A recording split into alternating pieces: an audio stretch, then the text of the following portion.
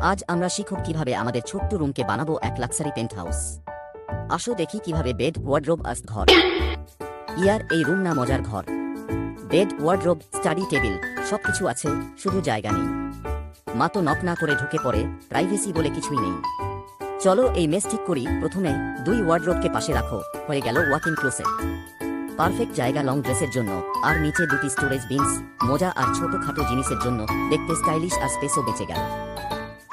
কর্নারে একটা টল storage cabinet fit করো, সবকিছু স্টোর হবে এবং স্পেসও সেভ হবে। সিক্রেট কম্পার্টমেন্টে রাখো সেকেন্ড আন্টি দেওয়া মিলিয়ন্স।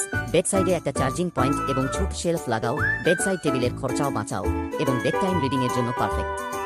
জানলার পাশে একটা স্টাডি টেবিল এবং বুকশেলফ লাগাও, সব বই এবং টেডি বেয়ারগুলোকে শোকেস করো। তাহলে এটাই ছিল আমাদের রুম ট্রান্সফরমেশন।